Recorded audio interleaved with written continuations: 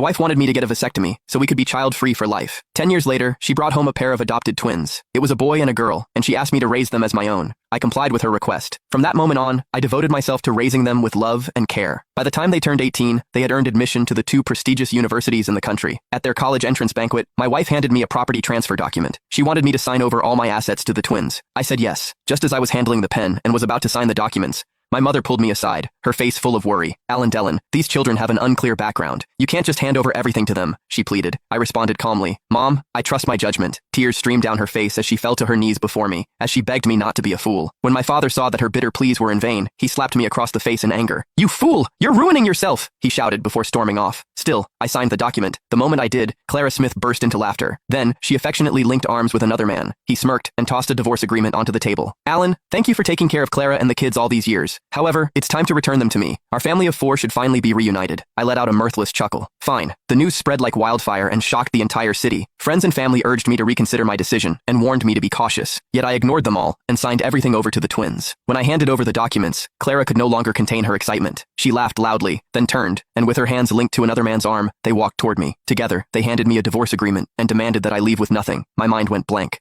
I stared at her in disbelief, a sharp pain stabbing through my heart because I had just been betrayed by the person that I trusted the most. Now, as I stared at the divorce papers, my eyes burned with rage. I bellowed at them as my voice shook with fury. Clara, are you telling me you have been with Sean Lamar behind my back all this time? Sean was one of my employees. Sean smiled calmly. Alan, don't be upset.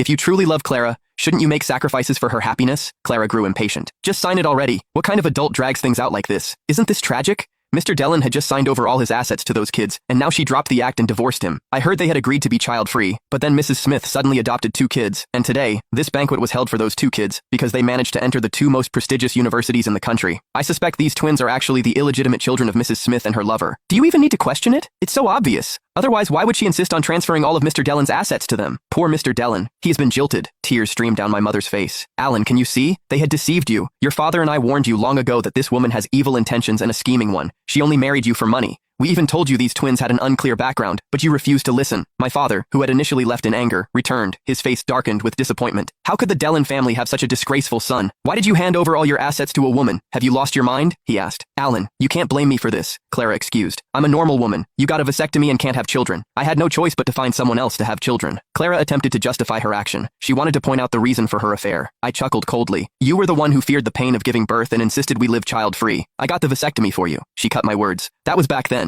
The reality is, you're sterile and I wanted children of my own. So, I had to ask Sean. Sean bobbed his head smugly. That's right. Can a man who is sterile still be called a man? Sounds more like a eunuch to me. Laughter erupted throughout the banquet.